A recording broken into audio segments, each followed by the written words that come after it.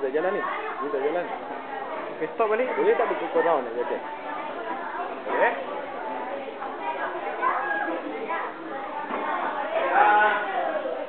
Assalamualaikum warahmatullahi wabarakatuh.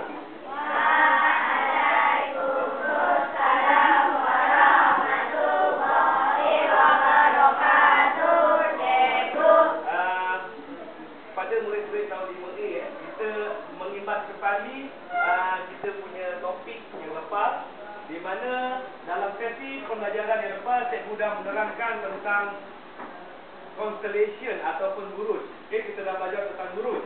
Siapa boleh bagi Cikgu definisi buruj sebelum kita kepada tajuk kita pada hari ini? Syamini, tolong berikan maksud buruj dari segi istilah dan dari segi pengetahuan sains yang kamu tahu. Apa itu buruj? Ya, buruj. Syamini bangun. Sila bagikan maksud buruj. Senang saja. Apa itu buruj? Bukan bintang yang bersorak yang bersorak tertentu dinamakan buruj. Okey, bagus. Secara saintifiknya, buruj bermaksud bintang. Tetapi bukan bintang yang satu biji tu, yang betul. Buruj ialah kumpulan-kumpulan bintang yang membentuk corak tertentu. Untuk tahun 5 kamu kena tahu tentang 4 jenis buruj. Siapa boleh terangkan satu dulu? Buruj yang pertama. Nazrin. Okey, apa dia Azrin? Buruj belantik. Lagi? Siapa boleh? Putri. Bidok. Maghrib. Farid. Dan satu lagi. Nurina. Scorpio. Very good. Ada 4 jenis buruj yang kita perlu tahu. Cuma dari segi bentuk dia, Cikgu yakin kamu dah hafal. Tujuan dia. Okey, kita nak tahu apa tujuannya buruj tersebut kita pelajari. Adakah untuk saja-saja? Ataupun ada tujuan tertentu kita belajar tentang buruj? Siapa boleh bagi 2 tujuan kita mempelajari buruj? Siapa boleh bagi Cikgu? Apa sebab kita perlu belajar tentang buruj? Kenapa buruj itu penting kepada orang-orang tertentu pada zaman dahulu kali? Ya, very good, Aziz. Satu sebabnya bagus, Aziz. Satu sebabnya ialah buruj itu kita perlukan digunakan untuk menentukan masa untuk menuai hasil tanaman. Sama ada padi ataupun gandum. Pada zaman dahulu gandum, gandum pun ada hasil tuaian, ada masa tertentu. Harvest, maksudnya menuai. Satu lagi, siapa boleh bagi jawapan? Akif. Ya, silakan. Bagus. Sebagai kompas, Akif takut, jangan takut, Akif. Kompas ataupun menentu arah adalah salah satu sebab kita mempelajari tentang buruj. Mana tahu satu hari nanti kamu ada seorang kelasi kapal. Kamu seorang nahoda kapal ataupun kapten kapal. Kebetulan sistem elektronik kapal rosak. Jadi inilah tujuan kamu belajar tentang buruj. Kamu tengok waktu bulan Februari, sudah ada buruj ni keluar. Tengok arah apa, utara, selatan. Jadi dapat membantu kamu menentukan arah kapal itu bergerak. Okey, silap-silap kalau kamu tak tahu boleh langgar. Kapal pun boleh langgar pada waktu malam. Sebab kita tak nampak. Okey, itulah tujuan kita belajar tentang buruj. Selepas tak tajuk buruj, kita belajar tentang apa? Siapa boleh bagi Cikgu jawapannya? Sebab buruj tiba-tiba kita belajar suddenly. Ya, Nurin. Bumi bulan dan matahari. Very good lah.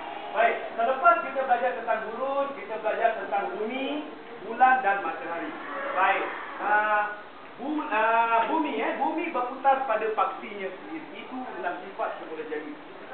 Siapa tahu arah putaran bumi pada paksinya? Arah putaran bumi pada paksinya. Siapa tahu? Ya, Faiz. Arah putaran bumi.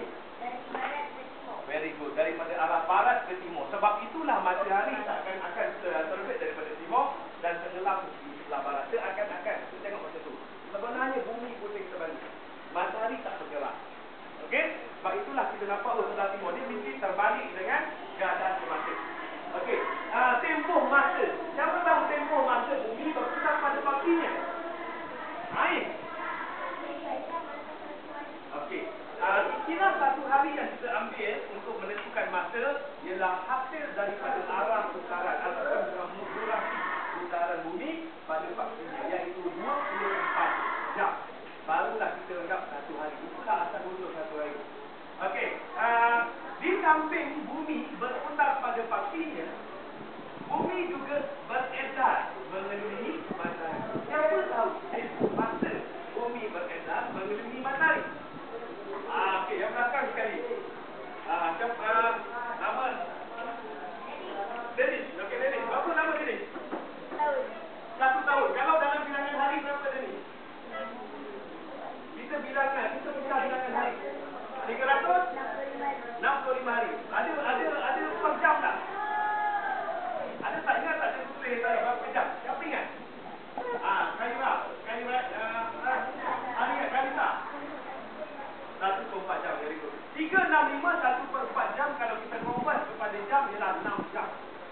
365 hari 6 jam jelah tarik ataupun masa bumi berputar memiliki matahari. Itu yang kami nak belajar. Okay. Pada hari ini cikgu akan perkenalkan satu topik lagi, iaitu tajuk yang paling kritikal. Okay. Tajuk yang paling kritikal dalam sains, iaitu fasa-fasa bulan. Muka surat 109. Kamu lihat 109. Tajuk yang paling besar, yang paling menimbulkan masalah dalam sains ialah fasa bulan. Sebab fasa bulan ini kamu kena menentukan bentuk dia, kedudukan dia. Kalau di dalam soalan dia akan berikan beberapa bentuk, susun ikut urutan. Yang ini biasanya boleh gagal menjawab soalan dengan baik.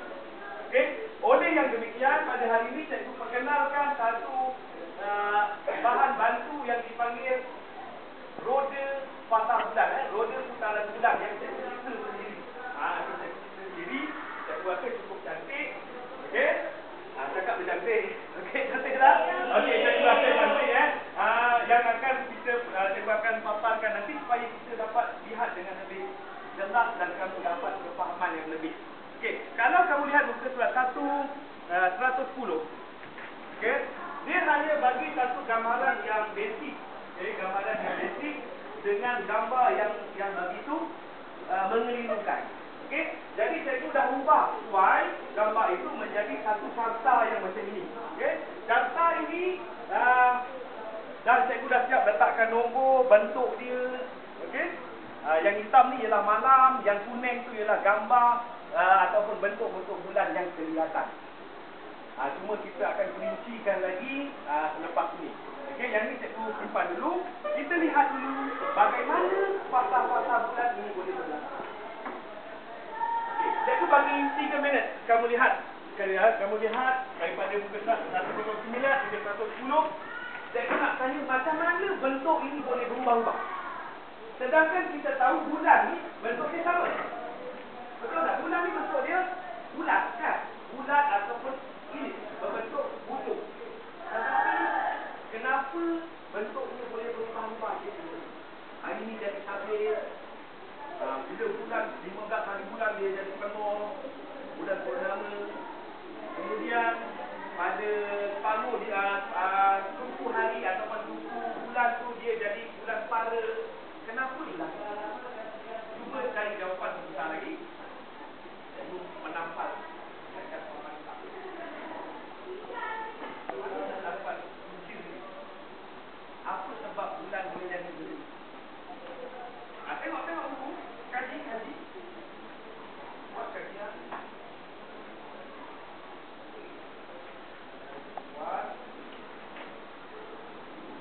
Siapa yang boleh dapat jawapan ataupun ada yang dah tahu? Yang ini dah tahu? Dah tahu nak jawab tak? Kenapa berlakunya bentuk yang berbeza pada bulan sepanjang satu bulan? Tentu berbeza-beza. Siapa yang dah ada jawapan? Angkat tangan. Semua dah ada jawapan. Siapa yang nak masuk dalam video ni? Okey. Fitri belum lagi kan? Saya rasa Fitri belum jawab kan? Belum. Okey, Fitri bagus. Cuba terangkan pada cikgu bagaimanakah pecahan atau bentuk-bentuk fasa bulan ini boleh berlaku? Ini disebabkan oleh perbezaan kedudukan bulan apabila dilihat dari bumi. Cuba jelaskan lagi. Okey, sila. Cuba jelaskan lagi. Kita tengok daripada bumi, kita nampak berbeza. Tapi macam mana boleh berlaku keadaan? Okey, duduk Fitri. Siapa lagi yang boleh bantu Fitri? Siapa yang boleh bantu Fitri untuk mendapatkan jawapan yang lebih tepat?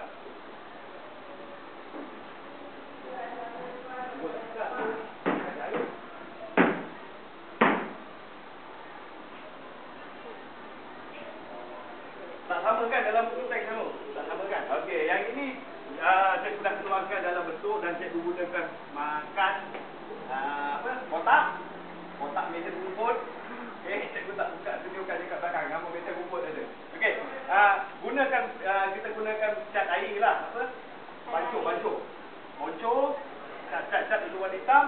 Lepas tu barulah cikgu guna ni tampal. Okey, ini kita panggil cikgu namakan roda putaran bulan. Okey.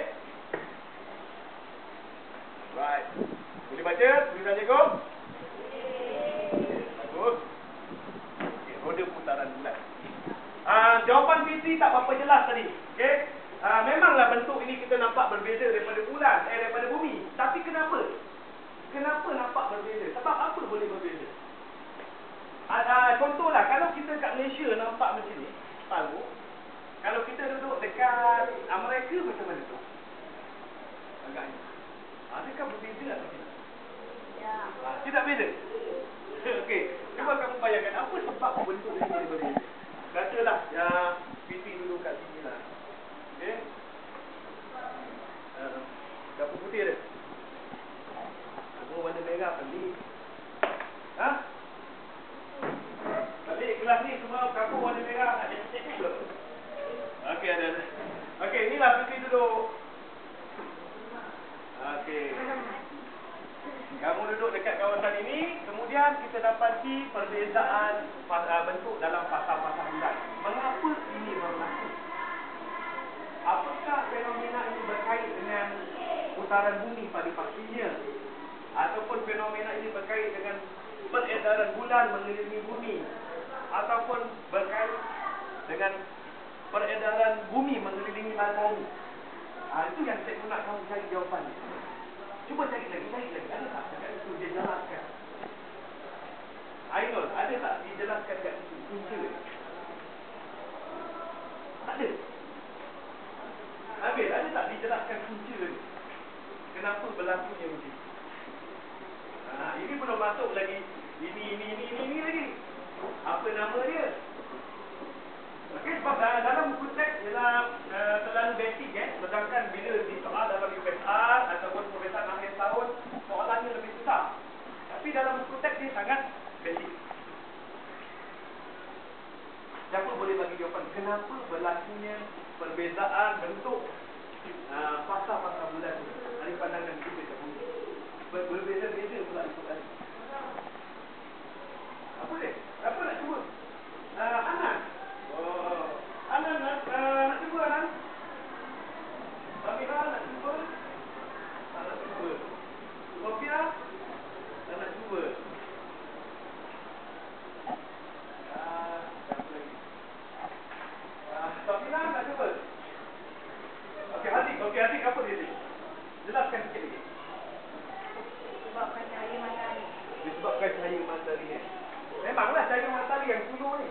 Cahaya matahari dia ni yang cikgu nak terangkan yang orange ni Orange ni cikgu gambarkan sebagai matahari lah. Matahari dia dulu, matahari statik.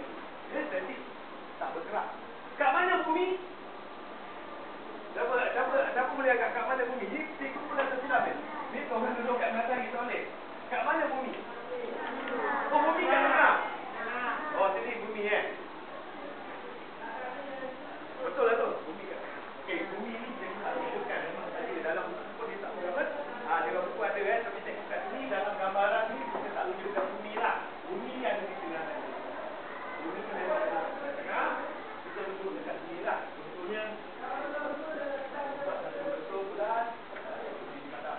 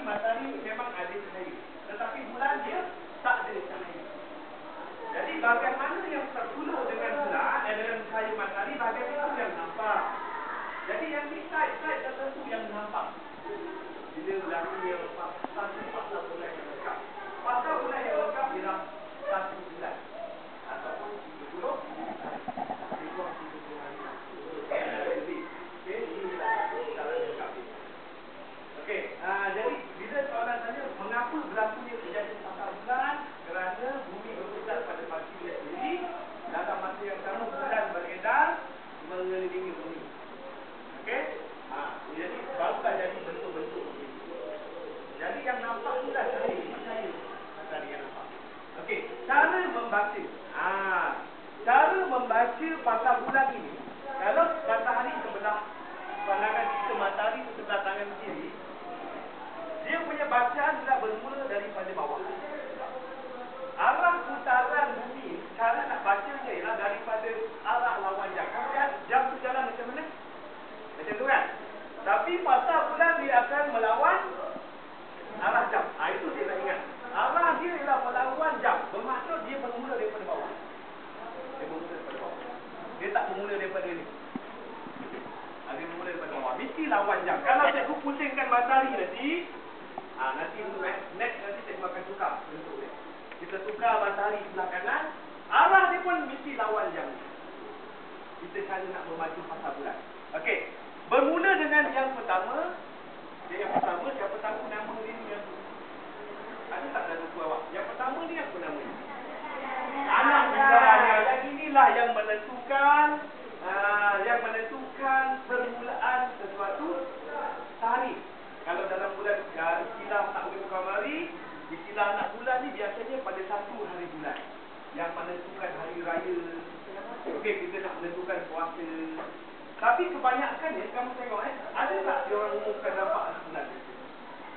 Tak nampak Sebab itulah dalam kita punya pasal bulan punya jadual pun anak bulan ni dihitamkan. Kamu tengok yang pertama ni, anak bulan dihitamkan.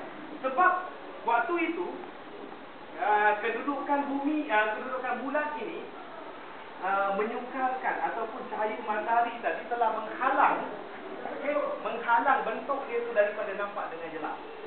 Susah nak nampak. Jarang-jarang berlaku. Hari ni tengok anak bulan, nampak esok raya. Jarang. Mesti lepas hari. Okey, sebab anak bulan tak kelihatan. Susah nak nampak.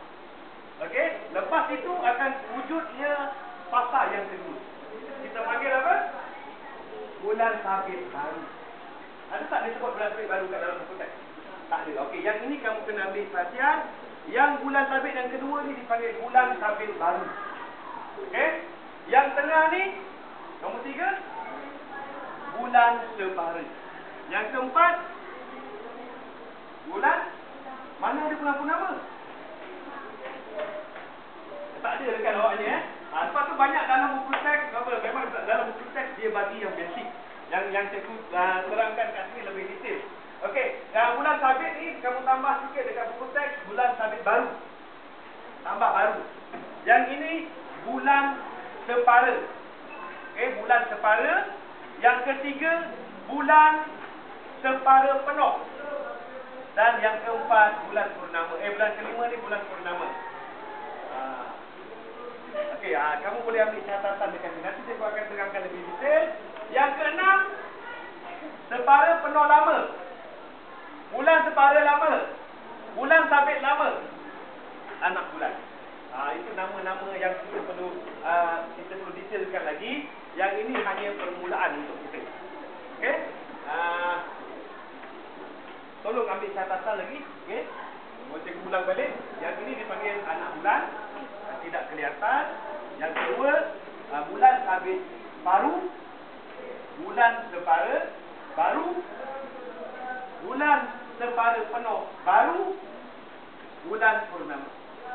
Anak bulan bulan purnama ataupun kita panggil bulan penuh lah. Bulan penuh ni biasalah. Bulan mengambang. Kalau orang Melayu panggil bulan mengambang. Waktu ni orang sangat takut. Kalau dulu dia takut. Tampak pula ada burung hantu pula berbunyi pada bulan ni. Ini orang takut. Kemudian bulan separa penuh baru. Lama. Bulan separa lama. Bulan sabit lama. Anak bulan. Siapa yang tak dapat dengan tangan? Siapa yang tak dapat tadi? Okey, ini ialah gambaran fasa-fasa bulan. Kita ingat ada 8 fasa. Ada 8 fasa. Yang ini kita kategorikan sebagai bentuk-bentuk yang wujud. Okey, yang wujud pada sebulan punya cerita. Okey, nanti kita akan belajar lagi tentang tarikh dia pula. Yang ini berapa hari bulan agaknya. Yang ini berapa hari bulan. Ini berapa hari bulan. Dan bulan lagi tarikh dia. Ada tak dalam buku teks? Tak ada lah. Tak ada.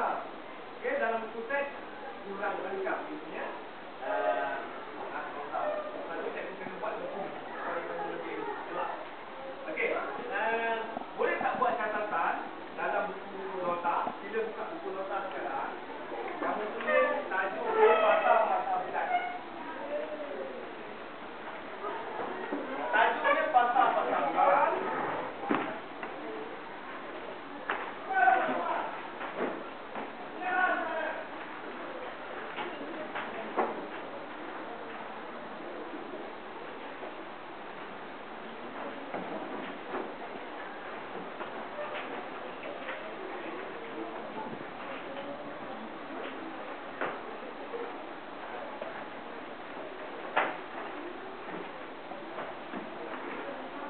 Habis 26.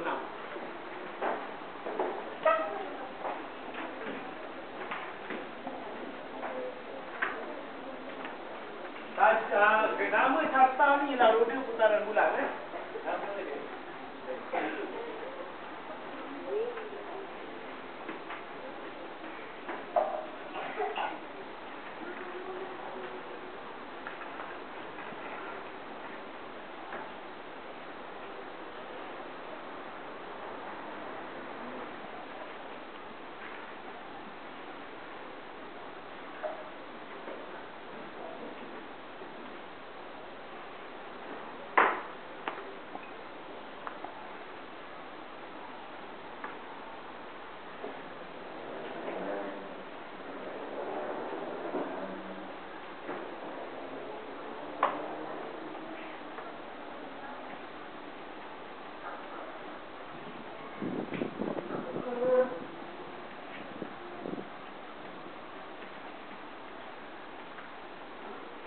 Yang ini kamu kena tulis dululah. Yang apa?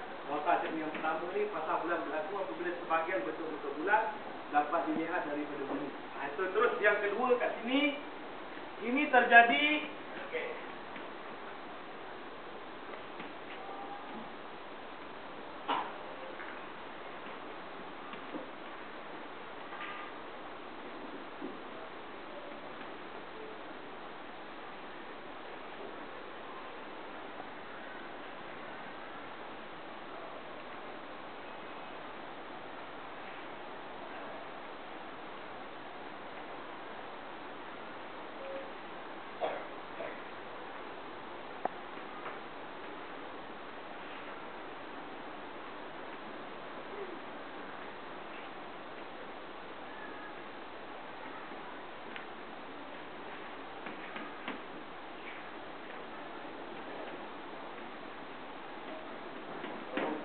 Selepas nombor 2 ni barulah kamu lukiskan roda putaran bulan ni dalam buku kamu. Kamu lukis besar dan jelas sikit supaya kamu faham. Kalau tak boleh tegak, bintang kan.